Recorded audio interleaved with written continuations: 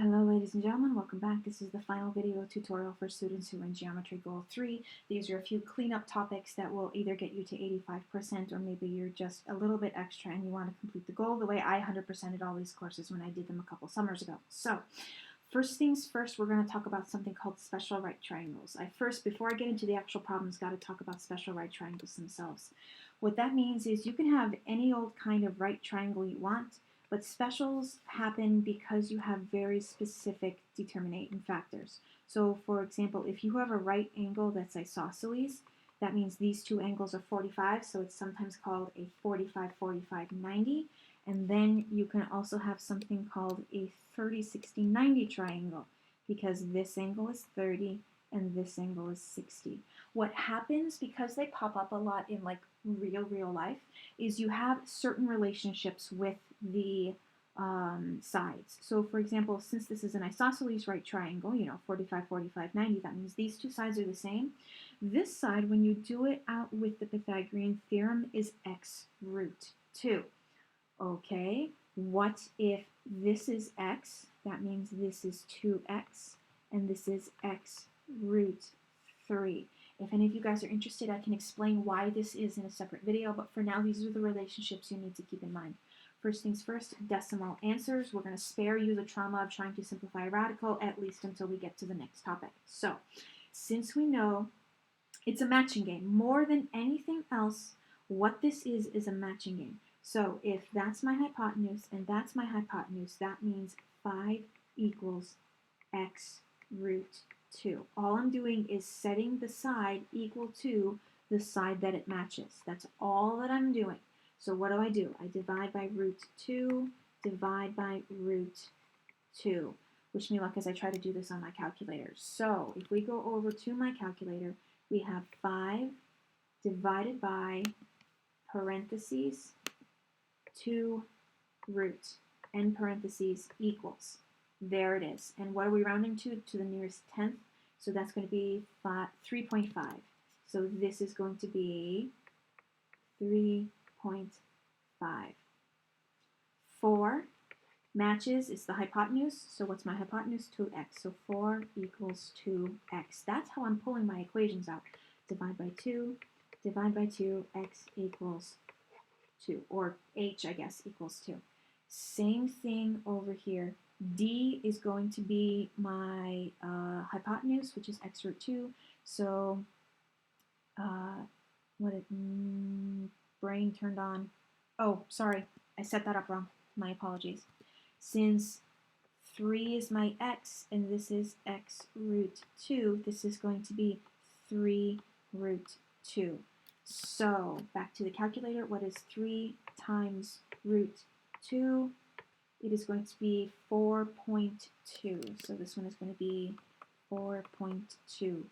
Over here, 2 equals x root 3, because this is the one next to the 30. The one next to the 30 is the x root 3. So we are doing x root 3 equals 2. To solve, we're going to divide by root 3, divide by root 3. So x equals what?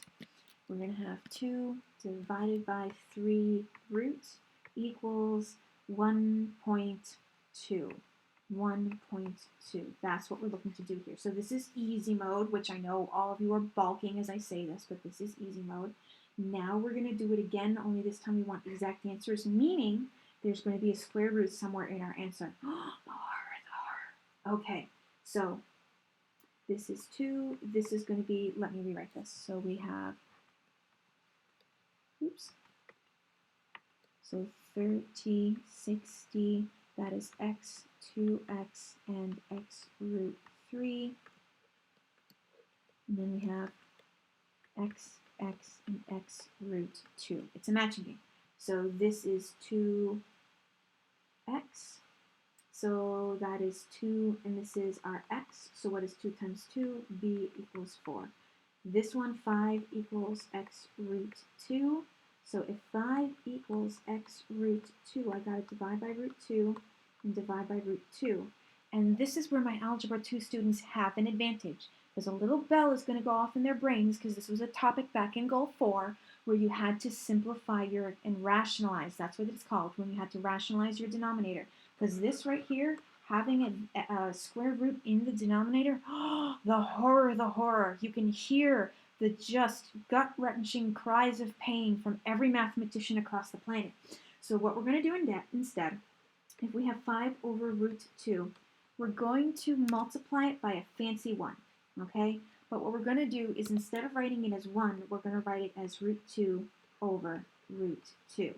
What does that give us? That gives us 5 root 2 over root 2 times root 2 is root 4. What is root 4? 2. That's going to be our answer for this. And now we do it again. 4 equals 2 root 2, or x root 2, excuse me, is going to be x root 2. Divide by root 2, divide by root 2. X equals 4 over root 2, multiplied by 1, which is root 2 over root 2. So x equals 4 root 2 over 2, which actually simplifies to 2 root 2. Have I broken your brains yet? Do you understand the complexity and nuance and beauty of what's going on? B, this is next to the 30. If it's next to the 30, that is going to be x root 3. All right, but what's our x?